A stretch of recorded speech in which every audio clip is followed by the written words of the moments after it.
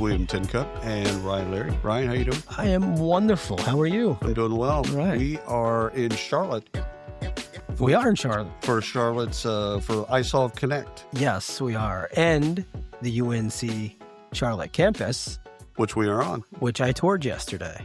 Have you guys toured it? I have not. It's beautiful. It's long. I've done Chapel Hill, but I've not done the Charlotte campus. Yeah. I've only done Charlotte. There you go. So we're doing the Heroes of HR podcast. We are. Adding to some of the content we've done in years past. Yes. Well, why don't we do some introductions? My name's William. And I'm Ryan. Name is Barry Flanagan. Steve McWright. That's a great Irish name, right? It is a great Irish name. I'm sure people are copying on now as well. It's accompanied by a reasonable Irish accent, which I'm trying not to lose, but I do need to make myself understandable, so I may slip into some Americanisms every now and again. So what I've learned about the Irish and the Scottish, I haven't dealt with the Welsh as much, is the more alcohol, the more the accent is unintelligible to someone that's butchered English, right? Yeah. Yeah, it's just one of those bits. It's just they slide into it. It's like at one point, especially in Scotland, I did a Scotch tour, and the more I went, the more I couldn't understand anything that was being said to me. But the more you were probably understood by the people you were conversing with as well. 100%. It kind of I didn't think of that. It balances itself out. There is a balance to all of these things. And another thing, one of the things I love about Ireland is Guinness tastes better in Ireland than it does here in the States. Specifically because of the water, the type of water that it is. Really? Yeah. This is partially why it became such a popular drink, is because it really suits the source ingredients that it has. So, we tried making lager. That didn't really work in Ireland, but it's particularly suited towards stout, which is why Irish Guinness is the best. And you thought this was going to be HR and payroll. Right. I'm learning so much. But seriously, it's crazy because like in Dublin, you have a Guinness and you're like, it's different. It's better. No, not just different. Different's different. Yeah. No, Also, you do have to pour it differently as well. It is a 2-stage pour, and that is not widely understood over here. You pour the first 80%, you let it settle, and then you top up the final 20%. Again, it enhances the taste. It's extremely important. So we could just keep talking about this. We could. I've not been a Guinness fan here. Oh, I love Guinness. I love it. I love Guinness too. It is just one of those bits. But like Red Stripe in Jamaica tastes better in Jamaica. Because of the water. It's sweeter. It's crazy. Well, that's what I've learned. Like genuinely, and I do actually mean this, the second most popular Guinness brewing is actually Jamaica as well, because of the water. So they brew Guinness in 3 major centres, and Ireland is one of them. Nigeria is second, and Jamaica is third. And again, the Guinness coming from Jamaica is it tastes slightly different, but you can always tell that it's a Jamaican Guinness. Yeah. That is hilarious. Wow. Yeah. I did not know that. Yeah. I think y'all had a gin. There's a brand of gin, a distillery of gin that goes way, way, way, way back in Ireland. Yeah, so, the gunpowder one has become very popular as well recently. That's what it is. Yeah. That's what it is. Yeah, small town Roscommon. It's amazing how wide these things become, how widely available they become. Whereabouts are you from? Originally Kildare, which is about 20 miles outside of Dublin. But I lived in Dublin for most of my life, so that's where I'm from. That's fantastic. You Gaelic football, rugby, football? Rugby primarily. Yeah, rugby. And we got a strong team in rugby. So it's, you do. You do. Yeah, that's a thing. That's a real thing. Especially when you travel and you go to wherever the British did stuff, you'll see rugby pop up, New Zealand, Australia, that type of stuff. Yeah, the Seven Nations things, that's a real thing too. Absolutely. It's a real thing. All right. Well, let's start off with some questions, shall we? Let's do it. All right. Let's see here. First question is, what's one challenge or trend you're seeing HR, payroll, or benefits leaders face, and how are you helping them solve it? And I'll direct it. So, Barry, you go first, and then Steve, you go second. So I think probably the major challenge that HR leaders are facing from a global perspective is consolidation. And that primarily is the basis of the partnership that that Remote has with isolved in order to ensure that we're providing a unified solution for that. There's 2 different aspects to consolidation. There's consolidation geographically, making sure that you have a single provider who can support your needs in as many different jurisdictions as possible. Right. And then also consolidation from a service perspective. So if you may have a significant HR, HRIS component to that, but also you might need an EOR, an employer of record service as well. So it's essentially consolidation is the major challenge that the HR leaders are facing. And so you help, as a partner, you help them with if they've got anybody outside the United States. We actually help on a global level. So we can actually provide services and solutions to people who are looking to hire, manage, and pay anybody anywhere on planet Earth. Oh, that's cool. That's really, really cool. I had your CEO on a podcast, a use case podcast 100 years ago. I love her. Yeah. Absolutely wonderful woman. You have anything to add there? No, I mean, he put it very well. The problem that we are solving for is to help companies consolidate, manage their global population on one platform and various types of contributors and automating compliance to go along with that. So I think very well put. Done. Very good. What do you got? So one of we talk to about a lot of product, HR, payroll. One of the things that we always love to talk about is success stories, where things went really well. We like without brand names.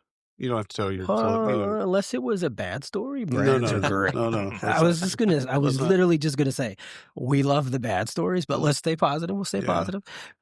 Their PR department would not. they would not like that. No, you're probably right. What's a moment? I'll start with Steve. Steve, what's a moment that you can remember recently where you really helped it click for a customer, stick? Yeah, there's a company, I won't say the name, but they were in several different, operating in several different countries, using several different in-country payroll providers. They had zero visibility into the global workforce. And so with remote, we were able to automate a lot of those processes for them by consolidation. So we pulled all of those 7 countries into one platform. To where they can manage their different types of contributors, whether that be a contractor, an employer on their entity, or employer of record, in various different countries under one platform, so to speak. And so we made their lives a whole lot easier, and they love us for it to that. Barry? What would you add to that? Essentially just the compliance aspect of it. A lot of the time when you start digging into these issues with HR leaders, they can find, through no fault of their own, but situations they may have inherited, can be tricky and can contain some wrinkles that need a little bit of ironing out. So in particular during COVID, that was where it was discovered that a lot of people who were working remotely may not have been in the jurisdiction that they thought that they were in. And there might have been a compliance issue that required some assistance in resolving and making sure that you bring everything in under one umbrella into the same tent and making sure that everybody's compliant going forward. So. And keeping that up to date. Yeah. That's what's a lot of people that are outside payroll don't understand is the 4 walls of the United States is already complicated because Seattle can change their minimum wage as a municipality and you've got to be compliant with that. And in particular, then when you deal with jurisdictions that might have inflation and might have hyperinflation. So rules can literally get rewritten in particular jurisdictions mid-year and they can apply retrospectively. So there'd be a couple of recent examples of that where we would have had hyperinflation in Argentina a couple of years ago, where you had a new Polish government come in and completely redo the landscape and the basis for how taxation was implemented. France only started deducting in real time about 5 years ago. Before that, you used to pay your tax quarterly in arrears. So a lot of these compliance issues are extremely difficult to keep track of without a partner in place to assist you with them. Oh, yeah. Yeah. Because, people will think of a country, like we've talked about Ireland and Jamaica, and it's like, okay, even within those countries, there's all kinds of things going on compliance-wise. Staying up to date with that nonstop is, I would say, a nightmare, but y'all have kind of perfected it. Yeah. Differing tax rules in Nigeria, the other major Guinness hub that we talked about from a provincial perspective as well. I love how he bases the payroll off of where Guinness. As he should. If you have a beer that good, you should base everything off of it. Your dating life, everything. I don't want to go negative, but I do want to ask, what's the ramifications for a company that is not up to date or staying compliant here? So there's a couple of different aspects of that. One of the most important, I always think, is the employee-employer relationship and ensuring that that is protected. The fastest way to burn that is to have a situation where an employee is not protected and does not receive Social Security benefits. So that's often the practical implication. A lot of people will talk about fines and penalties from a compliance perspective. That's what the company will deal with. That's what can happen. But you can end up losing a really, really key worker if you discover that you have not been making correct Social Security contributions, and therefore, and this presents, of course, at very inopportune moments, times when they need the health service, for example, times when they need to access healthcare. So that's a really, really key manifestation of why it is that the companies really should be paying particular attention to this, because it will just destroy that employer-employee relationship, quite aside from any of the compliance aspects of the fines and penalties the company may endure. Because it becomes trust, right? You just broke that trust. It's hard to rebuild that trust. Compliance is always there. And it's fear-based, by and large, marketed at least as fear-based. Like, you're going to get in trouble, legal's going to get involved, this, that, and the other. But I think a lot of people miss what you just kind of highlighted. It's like, all that's there. Check. It's However, the human aspect, it comes down to, someone living and working remotely, and their payroll's not right, or their insurance isn't right. All right. Next question. What advice would you give HR leaders looking to elevate their people strategies today? Go with Steve on this one. Yeah. I see his face. He's like, oh, no. It's like a grenade. Hope it works out, Steve. Exactly. Really, I think at the end of the day, we're all in the people operations business, right? And so what we're doing is we're managing people, and whether that be here locally or abroad. But the best way to do that, I think, is to engage those employees and provide a way to empower employees to access their information. To Barry's point, to make sure that they remain compliant, that we are making all those that any social benefits or whatnot are being paid, and on the compliance side of things. But for me, I'd say, really keeping it where it's at, automating compliance, empowering your employees, engaging those employees, consolidating processes and platforms to get rid of a lot of the minutiae so that you can focus on getting back to what's important. And that's, a money-making operation, caring for the people that you employ and things of that nature. So that's twofold. It's making it easier for the employee, and it's making it easier for the employer. Yeah. I think Steve is absolutely correct. Streamlining that access is a cornerstone of what a number of HR leaders that I've spoken to over the last year have made as being their philosophy for 2025, ensuring that employees have access to that and bringing increased levels of transparency. We're seeing that with a lot of providers. For example, Remote's entire HR policy is public. We have exposed that to the world, and you will note that when you go and talk to other companies, and you find very familiar clauses and very familiar practices to what Remote have. But there isn't a downside to that in terms of that openness and transparency.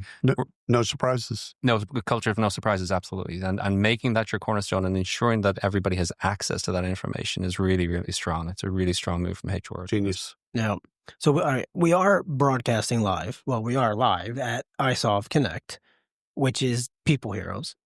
So I want to talk about that for a moment. We always talk about how people are, I'll say air quotes here, the company's greatest asset. But I want you to fill in the blank. We'll go Steve on this one. I know. He looks at like, why? Why are you doing this? Why do you pull out a knife? Steve, don't pull out a knife. Don't hurt us. This is an easy one. I promise. All right. Fill in the blank. People hero means. People heroes, similar to what we just talked about. I think people heroes are those people that, on twofolds. One, that show up every day and they've done a really good job of automating some of the process so that they can get back to, engaging with their employees. I believe that great companies have great leaders, right? And so I think that those great leaders are the ones that need to engage with their employees to build those employees. And that's one of the biggest reasons why employees leave today is a lack of engagement, a lack of clear-cut communication and goals. And so I think when, one, you have a great leader providing the tools for that leader to engage with those employees. And that's exactly what we do. So not only are we, from a compliance standpoint, automating a lot of that, but from a people standpoint, we are giving them the time back in their day to engage with their employees. Right. And I think you build great employees from that. And those great employees are also, in my book, people heroes, because they're showing up to work every day. I believe that, especially with what I do, that one, doing the right activities with the right attitude, you're basically there, especially in sales and things of that nature. And so those people, to me, that show up every day with a great attitude and they do what they have to do are also people heroes. But that's mine. All right. Barry. Your turn, Barry. I'll follow that. To me, people heroes means empathy. I think if you approach your tasks, if you approach your projects, if you approach your customers, your internal teams, your reporting lines, if you approach all of these aspects with empathy, I think that is an extremely good starting point to ensure that you're considering what needs to be considered from both sides. I think I don't think I've ever over-criticized anybody for being overly empathetic, for bringing a perspective to light that needs to be considered. And I think that that's where, customer service, which is a huge cornerstone of what we do as well, really arises from you. So to me, people heroes are those who approach problems, approach opportunities, approach issues with empathy. I like that, especially balance that with the trust. So if you have empathy, you also are trying to maintain that trust relationship. Yeah, you understand where they're you understand where they're coming from.